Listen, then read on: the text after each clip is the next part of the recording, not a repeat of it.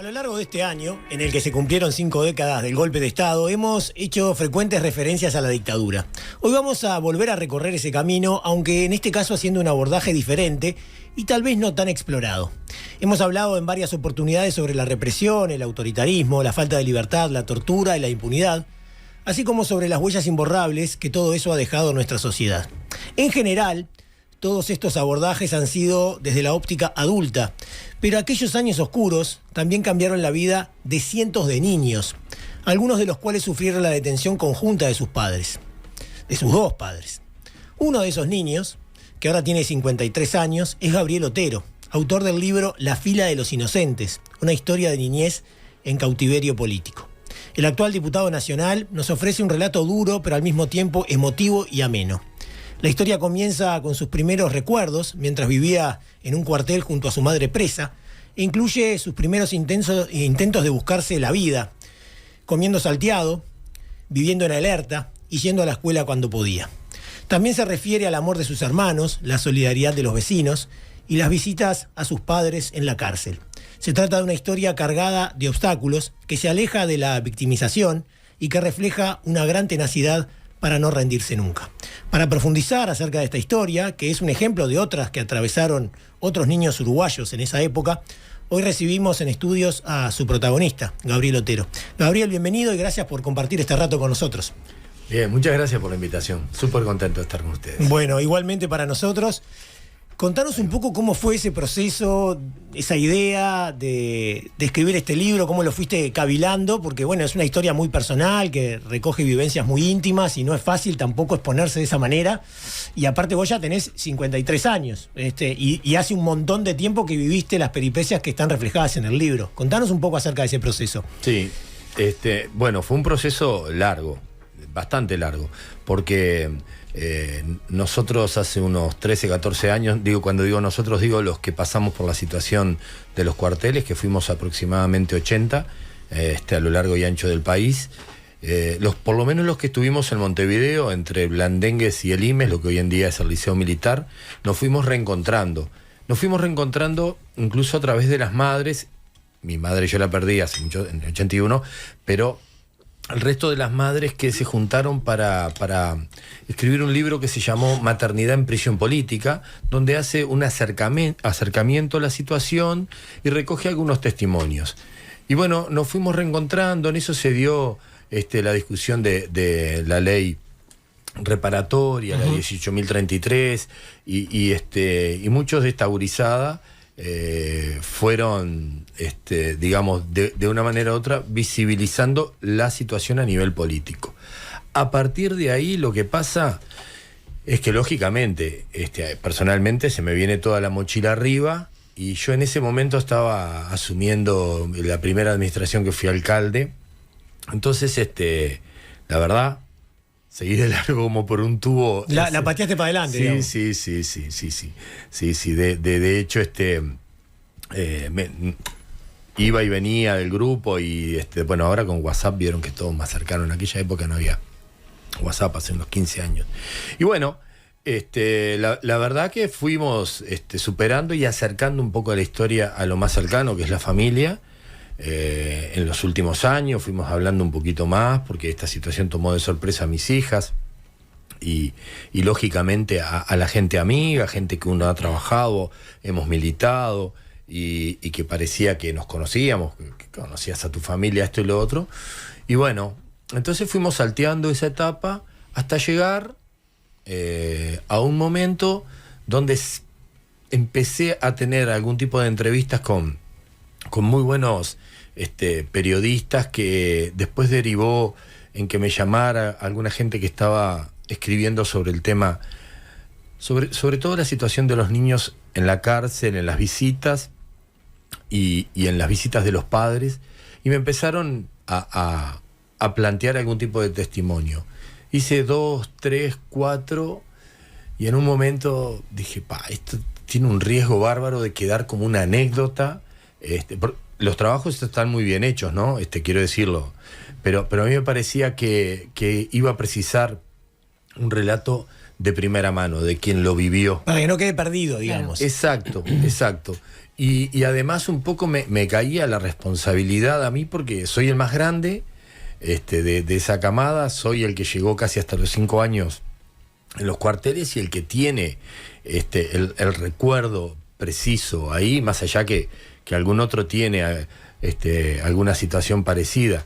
Entonces, la verdad, después de escribirlo 4 o 5 veces en mi cabeza, intenté ubicarme. Yo, a ver, escribo poesía, escribo canciones, entonces tengo como ese oficio de decir, bueno, ¿dónde empiezo y dónde termino? Y me costaba hasta que di, sobre todo con el final, hasta donde yo quería llegar. Y que ya te lo cuestioné, viste que te cuestioné. Sí, te cuestioné ya de totalmente. arranque antes de que empezáramos la nota. Sí. Bueno, el to be continued. Sí, la segunda parte. Ahora, yo planteaba, ¿no? Cuando te recibíamos, que es una óptica que por ahí no está tan explorada, ¿no? Porque vos hablabas de que, bueno, surgieron algunos libros hablando sobre los niños. Pero acá hay una óptica del niño, Claro. de cómo vivió el niño aquella época. ¿Creés vos, coincidís que es una óptica que ha sido poco explorada hasta ahora, esa vivencia del niño sobre lo que estaba aconteciendo? Sí. Yo diría que nada, ¿no? Poco es demasiado. Yo diría que nada, lo mismo que el rol de muchísimas familias y sobre todo el papel que cumplió la mujer en toda esta situación, ¿no? De sostener, de quedar en segundo plano, cuando salieron de la cárcel las mujeres, está bien, fue un momento de gloria, de festejo y todo lo demás, pero si ustedes ven toda la literatura de los primeros 6, 7 años, casi no refiere a las mujeres, mucho menos a los niños. Y esto es un cuestionamiento, si hubiera cuestionamientos en una buena, es un cuestionamiento en una buena. A la narrativa que se generó. Totalmente, claro. totalmente. De mucha épica, de mucha gloria, está bien. Pero este libro no quería recorrer ese camino, quería reivindicar desde quien fue un protagonista, es decir, desde mi persona, todo lo demás. Y por suerte creo que logré no ser el protagonista. Y vos me lo confirmaste hace un ratito fuera de aire. Y me lo han confirmado. Entonces, eso también es una línea. No, y además, dos de los personajes centrales, los personajes fuertes, que vamos a hablar de ellos ahora, son mujeres, ¿no? Sí. Eso queda clarísimo. Y en el comienzo del libro haces una distinción muy interesante que me quedé pensando entre recuerdo y memoria. Me gustaría que profundizaras acerca de eso. Claro, porque también otra de las cosas que uno tiene que intentar hacer es... A ver, cuando planteé los hechos, yo tuve que ir al recuerdo en concreto. Yo en la memoria tenía un archivo de cosas que han pasado y que muchas de ellas no van en el libro. En primer lugar, porque también involucraban a otra gente, que no es la intención. Entonces, después fui al recuerdo específico. Hice el ejercicio de ir al recuerdo. ¿Desde cuándo hace que yo tengo ese recuerdo? Me fui al Gabriel de los 10 años, de los 15, de la adolescencia, ¿no? ¿Cuánto hace que yo sigo con este recuerdo acá? ¿Cuánto hace que tengo la memoria de tener todo ese cúmulo de cosas que pasaban, por ejemplo, en el IMES, en los traslados, de las visitas? El IMES era uno de los cuarteles en los cuales estuvo recluida tu mamá y que vos estabas con ella allí. Con Primero otros niños también. Claro, el IMES es lo que hoy en día es el liceo militar. Sí, que queda ahí por el Prado, digamos, cerca del viaducto. Bien cerca de casa. Cerca de tu casa, ahí Castro va. y Santa Lucía. Ahí va. Y bueno, entonces por eso yo ahí corría el riesgo también de querer de repente profundizar, pero me parecía que era bueno decir cómo yo llegué también a escribir lo que escribí, porque lo trabajé mucho. Fue un trabajo muy a la interna de decir, y también que este tiempo yo me encontraba con las viejas y me sigo encontrando a partir del libro más, entonces surgen datos de ellas que están plasmados en el libro. ¿Viste? Porque, por Cuando decís ejemplo, las viejas eran compañeras de tu mamá De dentro mamá. del cuartel, digamos. Del cuartel, Y que sí. probablemente también tenían hijos allí como Sí, estabas sí. vos. Sí, claro. Y hay que recordar algo, que Gabriel nació en el 70 y su familia cae en el 72. O sea que Gabriel llega a los 2 años al cuartel. Y era el más grande. Sí. Era el más grande Bueno, de los sigo niños que estaban allí. Siguen siendo. Y ahí se produce una cantidad de recuerdos que vos vas disparando a lo largo del libro. Y claro, yo pensaba es muy chico para tener esos recuerdos. ¿Cómo fuiste construyendo eso? Cosas y flashes, me imaginaba yo, cosas y flashes que tenías en la cabeza y que después fuiste confirmando hablando con gente. ¿Cómo fue exactamente esa construcción? Porque la memoria y los recuerdos son una cosa media muy, muy interesante para analizarla, ¿no? Sí. Llegan, no llegan, los tenés ahí. Yo me recuerdo de niño como un niño bueno. Pero puede decir una tontería esto, ¿no? Pero me recuerdo como un niño bueno. Ahora, los recuerdos que tienen las madres de ahí era que yo era muy intenso, ¿no? Capaz que varía el concepto de niño bueno, el tuyo es diferente al de una madre, capaz, ¿no? No, yo soy bueno, sí, nene, pero estás rompiendo todo, pero bueno. O sea, Gabrielito le soy decía. buenísimo, tengo la mejor de las intenciones. Vos sos Gabrielito. Pero sos un diablo. Claro. Entonces, indudablemente, por ejemplo, hay un recuerdo, no quiero espolear mucho, pero tampoco, hay un recuerdo que yo tengo de hablarle a los militares que estaban en la guardia, de decirles cualquier cosa, pero cualquier y preguntarle, cosa, ¿para qué es esto? ¿Qué es esto? Seguro, y Claro, el aparte arma. hay una edad, no me acuerdo si es los 3, 4, que ¿por qué? uno ¿Por qué? está ¿Por qué? tipo ¿Y eso. por qué? Claro. ¿Y por qué? ¿Y qué es esto? Y le señalaba el arma. ¿Qué es esto? Dámela. No. Dale, cagó. No, y realmente, claro, hace unos meses atrás, el año pasado en realidad, me encuentro con una de las madres creo que fue cuando la piedra fundamental para el memorial de las mujeres ahí, y me dice, bueno, vos sos el Gabrielito de Nelva, no sé cuánto. Gabrielito. Y me dice, qué miliquero que era. Me dice, qué miliquero que era. El amigo de la policía. Tiraba la bota. Y me contó tal cual lo recordaba. Yo entre que me reía y también decía, bueno, está, Gabriel, es por ahí. Y después un montón de cosas que, por ejemplo, el tema de la comida, ¿no? Que yo en un momento lo digo, el hambre es una cosa que te atraviesa y te deja marcado profundamente. Y el hambre que recordamos después del cuartel, también el hambre dentro del cuartel, por eso ir hacia las bolsas que nosotros sabíamos que estaban ahí. En realidad yo era el más grande y sabía que había dulce, membrillo y queso. Eso traía la familia, ¿no? Traía la familia. De afuera, porque la comida de adentro iba y venía, digamos. Sí, totalmente. Además, yo lo aclaro, familia que nunca era la mía, porque nosotros teníamos paquete, Sí, no teníamos sí, nada. sí. Claro. Entonces, el otro día con Graciela Jorge compartimos un reportaje y ella contaba algo que tiene que ver con eso. Por ejemplo, de hacer guardia y levantarse a las 5 y media de la mañana las madres para hacer mamaderas para 30, 35, 40 gurises, un primus para hacerlo una olla y que de repente la policía militar venga y te lo apague en el medio de, ¿no? Ese tipo de cosas que son tal cual yo las recuerdo. La falta de alimento, la falta, ¿no? Y la tensión permanente. Yo la tengo, la cara de mi vieja, la tensión permanente, ¿no? De no saber qué puede llegar a pasar ni cómo va a reaccionar la Claro, guardia. ¿no? Y ese gesto, viste, de adusto, un gesto, viste, que mamá tenía de carretilla apretada, ¿no? Y eso es algo que lo tengo bien presente, además de abajo hacia arriba. Y bueno, y cómo se dan las cosas, incluso cuando nos separan, que las madres no recuerdan, está bloqueado el recuerdo en el momento que lo separan, solamente recuerdan que el interrogatorio es, bueno, su hijo, consejo del niño o familiar, así, ¿no? Después tienen bloqueado fechas y todo, que las fechas surgen de la investigación que hizo Álvaro Rico.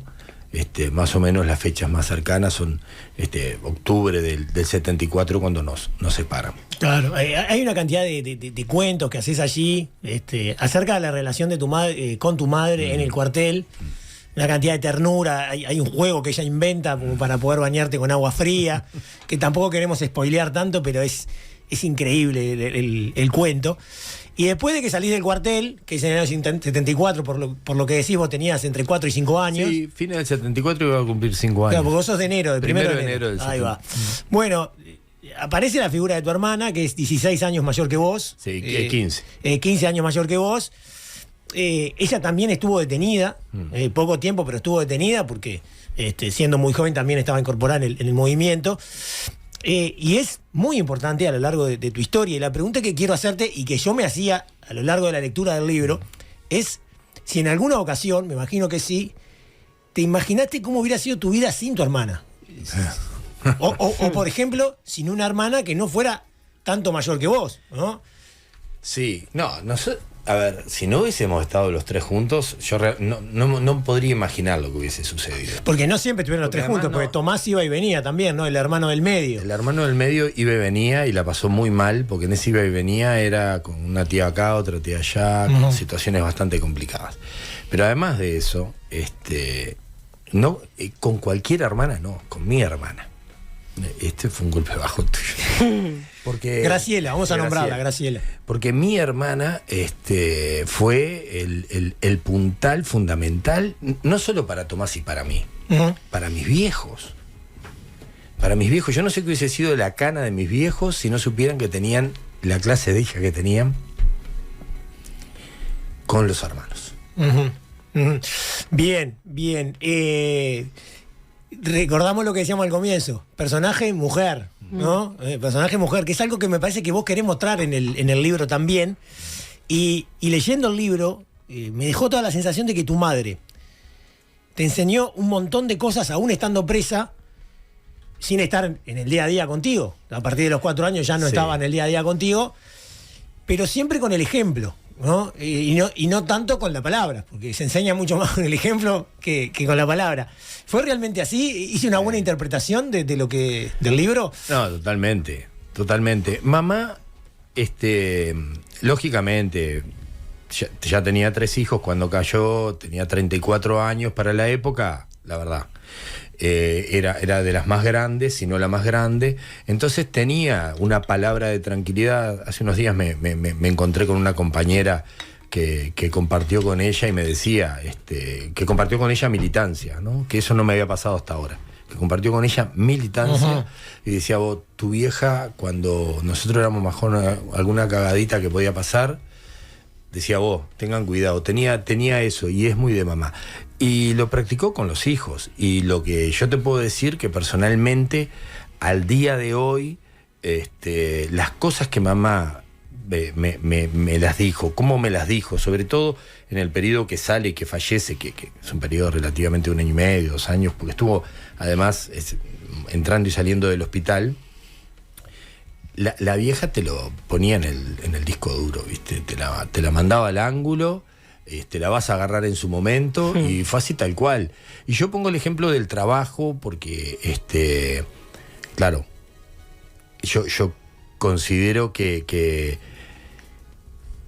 esa cuestión de mi vieja, de la dignidad de salir enferma con un tratamiento, con quimio, y a la semana estar laburando, cuando en ese momento mi cuñado, que también tiene ahí capítulos, un anarquista. Un anarquista, Alberto, un divino, que falleció hace unos años, lo perdimos, le dijo, no, Nelva, usted ahora quédese tranquila, disfrute sus hijos, usted no le va a faltar nada. Y no, le dijo, mire, ¿no quiere laburar? Yo voy a salir a trabajar. Y a la semana estaba trabajando. Y cosas como esa, y cosas que además también en la personalidad, ¿no? Ella, yo creo que pensando cómo formar también la personalidad de nosotros, de cómo individualizarte y decir, vos, mirá que podés salir adelante, mirá que tenés fortaleza, todo eso, de exigir. Porque, viste, llegó y ya quería saber todo el mismo día, ¿no? ¿Cómo vas en la escuela? Los deberes, esto, lo otro. A los 3 días estaba hablando con la maestra, ¿no? Y bueno, la verdad, cómo disfrutó a los hermanos, cómo salió sin ningún tipo de ningún tipo de rencor, ¿no? Disfrutó a sus hermanos. Eso, la verdad, nunca me dejó, ni a mí ni a mis hermanos, abrazado un rencor, ¿viste? Y bueno, eso yo creo que se lo planteó a sí misma, además sabiendo su situación, ¿no? Siempre pero hay otra cosa que compartías con tu madre, que es la pasión por la música. Sí. Y yo te voy a hacer escuchar el primer tema, a ver si ahí, el primer tema, a ver si más o menos le invoqué con la época. A ver. Porque en el libro hay una referencia, a ver, ponete los auriculares porque sí, claro. a ver. ¿Sí? ¿Le emboqué o no? Porque tenía Totalmente. miedo. Sí, le emboqué. Totalmente. Estás arriesgando mucho, ya van 2 veces que le emboqué y venís bien, ¿eh? 2 de 2. En la tercera le voy a dar. No, al ángulo. A ver, explica un poco qué estamos escuchando. Pues yo no conocía a este grupo que se llama Ángeles Negros. Qué pecado, no lo conocía. No lo conocía. Los Ángeles Negros, canta Germain, además. Mamá amaba Los Ángeles Negros, adoraba. Bueno, adorábamos Edades también, pero a Los Ángeles Negros es brutal. Cada tanto, ahora hace tiempo que no, sobre todo con mi hermana, cuando nos juntamos ponemos algún disco de vinilo que tenemos de pasta. Y recordamos a la vieja escuchando Los Ángeles Negros. Pero vos cantabas esto también. Por supuesto que lo cantaba. Y cantaba de Aldo y los Pasteles Verdes también. Esa es una banda peruana, si no me equivoco. Sí, peruana. Y esta es chilena. Esta es chilena, ¿no? Esta es chilena y hasta hace poco andaban en la vuelta. Capaz que ya no canta el mismo, pero yo sigo escuchando Murió la Flor y todo eso. Murió la Flor. Lo vi. Según Wikipedia están en activo todavía. Están en activo. Y él, de escuchar a Los Ángeles Negros, se convirtió en un rocker también. Porque vos tenés banda, que se llama Hay Banda, si no me equivoco. Integra una banda. Y vamos a escuchar ahora este tema que se llama Ladrón de Música. Mirá, en vivo. Esto es en vivo, exactamente. Temazo, temazo. ¿Hay banda de ahí del verbo haber o hay banda? No, del verbo haber, como hay banda. Esta es la voz de Gabriel. ¿Estamos hablando de guitarra y voz o bajo y voz? Guitarra, batería, bajo y voz. Y todo el mismo tiempo. Pero vos. No, yo no, perdón, pensé que hablabas de la banda. Vos es guitarra. No, guitarra y voz. Guitarra y voz. Segunda guitarra y voz. O sea que esa música te la dejó grabada a fuego tu mamá. Totalmente. Esta canción, Ladrón de Música, es del disco Ladrón de Música. El guitarrista Pablo Mateu le deja un saludo para cuando venga Adusto. Pablo Mateu, que viene más tarde. Viene más tarde, pero es gran fan de Adusto. Eso explica muchas cosas también, ¿no? Hay banda. Hay banda. Te voy a hacer otras preguntas que también pensaba mientras leía el libro. ¿Cómo veía el resto de la sociedad a un niño chiquito de 4 o 5 años cuyos padres eran presos políticos? ¿Cómo...? Y bueno, la verdad que... Había de todo ahí, ¿no? Había de todo. Lo que había era un gran miedo y ante el miedo muchas veces alguna reacción. No es que yo sea benévolo, pero sé que muchas veces el miedo invitó a no ayudar o a ser poco empático o a ignorar lo que pasaba. En general,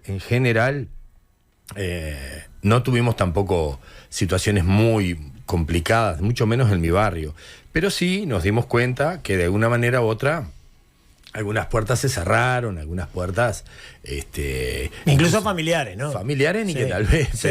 pero además de eso, situaciones que después cuando vos ves alguna situación que tuvo algún adulto, yo qué sé, compañeritos de baby fútbol que uno le iba a buscar a la casa y nunca estaban y todo eso. Bueno, claro.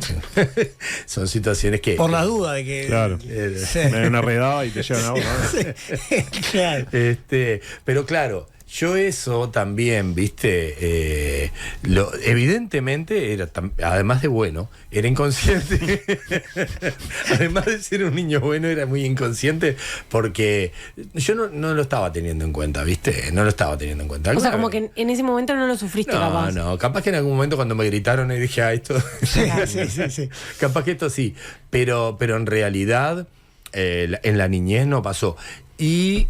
también hubo muchísimas buenas, como en el año 82, que mi viejo seguía preso, mamá ya había fallecido, las cruzadas con mi querido Nuevo Juventud a jugar a Buenos Aires. A Buenos Aires, claro, las cruzadas. Sí, y me firmó un delegado, Fleitas, que ahora falleció, papá de Gabriel, de Quique, y bueno, y el tipo se la jugó y puso la rúbrica, ¿no? O sea... Bueno, para salir del país. Claro.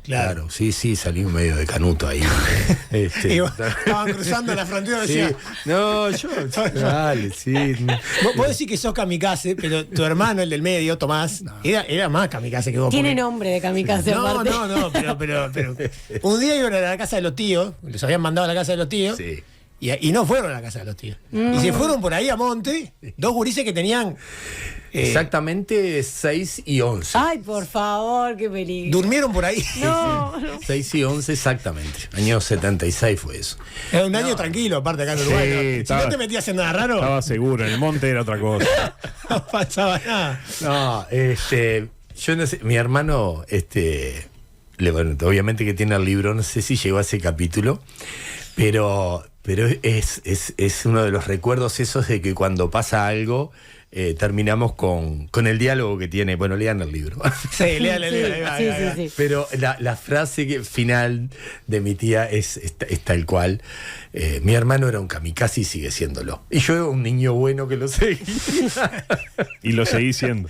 Y lo sigo siendo. En algún momento igual me convertí en hermano mayor de él, no sé cómo. Mi hermano tiene todo el pelo, yo estoy pelado. Tiene sentido, igual, tiene sentido.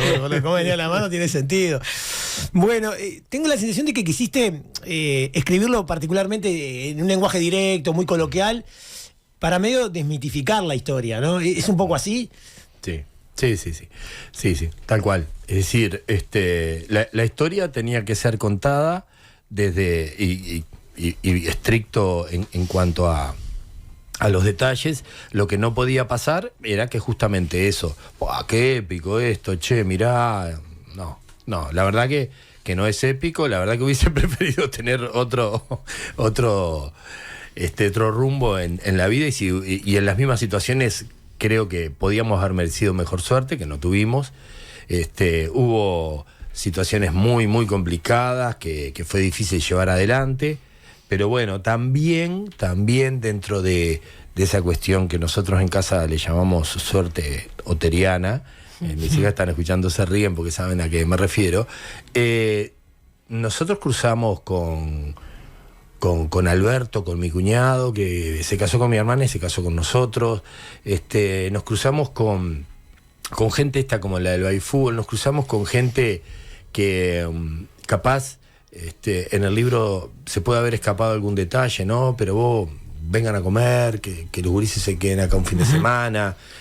Hablo mucho de la familia Pereira ahí. Sí. El otro día me escribió Robertito, que está en Suecia, un gurí que estuvo conmigo en los cuarteles, y me dice gracias por hablar así de mis abuelos. Los Pereira y la abuela Inés, yo qué sé, ¿viste? Les tendría que todos los días, si fuera un hombre de fe, les tendría que rezar todos los días, porque en su más profunda pobreza, ahí en Pajas Blancas, no había agua de Osea, y ahí se juntaba el agua de la lluvia y se administraba y se tomaba. Sí. No. La alegría en servir ese plato, estirarlo y dártelo, la alegría de reírte, de hacerte una broma, eso, porque no era solamente el plato de comida, era esa cuestión de contención, ¿viste? Y tenían a la hija presa, y no, o sea, y otros hijos que se habían ido al exilio, y problemas de laburo. Entonces todo eso creo que también hace justicia a lo que empezamos hablando hoy, ¿no? Hubo gente que sin ánimo de ser héroe ni nada hizo lo que tenía que hacer. Hablas muy fuertemente del barrio, sobre todo cuando volvés a tu barrio. Hablas de un bar ahí que te hiciste amigo enseguida de los parroquianos y demás. Creo que era el Orejano o algo así. El Orejano. Ahí va. Pueblo Victoria. En Pueblo Victoria. Y Conciliación. Exacto. Y también hablas de la escuela pública. Sí. Que también fue muy importante, más allá de que te rechazaron al principio, después te dejaron volver, digamos. Pero la pregunta que te quiero hacer es si vos considerás que tanto el barrio, a mí me da la sensación que la sociedad está mucho más desintegrada ahora, ¿no? Pero si el barrio y la escuela pública sigue siendo tan importante como fue para vos, para los niños vulnerables, como eras vos en aquel momento. Sí, yo creo que sí. Y voy a hablar más que nada de mi barrio. Mis hijas han ido obviamente a escuela pública, te involucrás con la Comisión Fomento. Yo considero que el barrio, que se mantiene, nuestro barrio mantiene esa contención. Uh-huh. Lo que pasa es que en ese momento también era difícil hasta plantearse dar una mano a una escuela, aunque esto parezca una tontería, ¿no? Y yo digo una mala persona también, que era la directora, que no me aceptó en la escuela el primer año, y yo venía, además de abandonar la escuela en el Rincón del Cerro, allá en la escuela del Molino, entonces me tuve que ir a otra escuela, a dar una prueba para no repetir, la prueba la di, me enseñó Tomasito, me enseñó Tomás a escribir. ¡Qué milagro! Contemos las buenas también, ¿no? Claro. Escuche, Tomás me enseñó a escribir, y después vuelvo, y ahí sí, vuelvo con el puñal en los dientes, muchachos. Yo después que pasa eso y que paso creo que hacia tercero, cuando vuelvo a la escuela a Canadá, con mi hermana, así con el cuchillo en los dientes, decir, bueno, vos el año pasado me dijiste que este año ibas a tener un lugar, yo pasé, y ¡pac! Y entraste. Y entré y ella se fue cuando yo ya estaba en sexto y en esos años cambió, se arrimó. Me acuerdo además que nosotros nos íbamos de paseo de fin de año y las maestras no la querían a la directora. Claro. Y tuvimos el gesto de invitarla. Ay. Sí, además yo fui un embanderado para invitarla. No, como diciendo, no era Estocolmo, no es Estocolmo, sí. pero yo qué sé, conmigo cambió. Se acercó. Se acercó, sí, la verdad. Bueno, hay una cantidad de preguntas para hacerte. Por ejemplo, una pregunta que es muy, muy dura en realidad, todos los relatos de lo que eran los sacrificados que eran ustedes al visitar a tus padres, hasta desde el punto de vista económico, sí. Porque había que pagar el boleto y no siempre había para el boleto. Y hay una historia de que los militares de la cárcel les cobraban el boleto para llevarlos hasta la terminal del ómnibus. Es así. Es fuerte. Les recomiendo que lean el libro, ¿no? Porque el sacrificio que hicieron esos gurises con, no sé, 11, 5, sí. No sé, la edad que tenían tus hermanos para ir a ver a tu padre, era un lío. Y no te la hacían fácil tampoco las autoridades. Todo lo contrario. Ponían un ómnibus que salías y te llevaban, era 1,5 kilómetros hasta Punta Rieles, hasta ahí a tomar el 4 y cobraban un boleto, sí. Nosotros cobraban un boleto. Yo creo que me subí una vez porque y la plata se la quedaban ellos, ¿no? Por supuesto. Sí, obvio. Por supuesto. Sí, tenía nombre ese ómnibus, el Tesón. Tesón. Había que tener tesón para entrar. Sí, había que ser guapo para entrar. Era el motor, ¿viste? El ruido que hacía. Sí. Y te voy a hacer otra pregunta, que es más, digamos, política, si se quiere, ¿no? Y es la siguiente. Algunos sectores tienen una tendencia bastante clara hacia la teoría de los dos demonios, ¿no? Y en este gobierno yo creo que se ha acentuado esa teoría. ¿Te acordás con toda la polémica aquella del cambio de la bibliografía que estuvimos comentando en el programa, bueno, etcétera? Teniendo en cuenta eso, ¿considerás que es importante que aparezcan este tipo de relatos como el tuyo? Sí, yo lo consideré importante y por eso también lo escribí, porque insisto, para que no quede en la anécdota, entendí que quien lo escribía además tenía que ser quien lo había vivido y que esto, a mí ya me pasó además, que me dice, che, cuando describís la visita y cómo nos revisaban y lo que te pasó, es como verlo, porque fue lo que me pasó. Y si lográs eso y generás que esa persona pueda hablar con su hijo, con su hija, con su hermano, con su pareja, y decirle, vos sabés que a mí me pasaba lo mismo, bueno, capaz que el camino es por ahí. No todo va a poder ser en un libro, ¿verdad? No, claro. No vas a poder ser todo, pero también ese enramado de la historia, ¿viste? Esa historia que es permanente, es en construcción, van a seguir apareciendo cosas y no va a esperar a que se muera nadie la historia va a proseguir. Entonces, por eso entiendo que contribuye. Acá claramente hubo terrorismo de Estado, no se puede llamar de otra manera, y el hostigamiento y la tortura que llevaron adelante, en este caso contra madres e hijos e hijas que estaban en los cuarteles, fue absolutamente deliberado y sabiendo las consecuencias que eso tenía. Gabriel, te queremos agradecer mucho. Yo no sé si los compañeros tienen alguna pregunta o algún mensaje. Dale, yo quería leer algunos mensajes si vos es querés. Una pregunta en cuanto al tema de los recuerdos que habías dicho, como que perdón, capaz que me fui muy para atrás, sí, pero que tenías que recurrir al recuerdo y demás. ¿Descubriste algún recuerdo como bloqueado? ¿Tuviste ayuda para eso? Por ejemplo, psicológica o ¿cómo fue eso? No, nunca tuve ayuda psicológica. Bien. Yo a los 49 años y por otras situaciones pensé que podía ir a un psicólogo. Fui a 12 sesiones y a la 12ª sesión me dijo, vos, bien, estoy a la orden, pero no te voy a robar la plata. Bien. Exactamente. Ojalá todos hicieran lo mismo, ¿no? No, de hecho, cuando se lo conté a alguna persona no entendía por qué, pero bueno, está. Y lo otro es que no bloqueados, pero sí hay recuerdos que pude profundizar un poquito más a través del diálogo con alguna madre, ¿no? Bloqueados creo que no, ¿sabes? Creo que siempre me acompañaron como quien acompaña, yo qué sé, que te acordás de una tarde en la playa, ¿viste? Ahí, pero no estás contando siempre, no haces una mesa redonda con tus hermanos para hablarla ni nada. No. Lo que sí le puse es mucho ejercicio.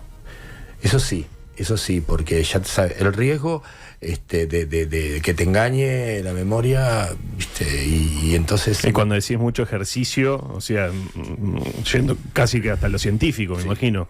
¿Cómo? O sea, ¿con qué herramienta?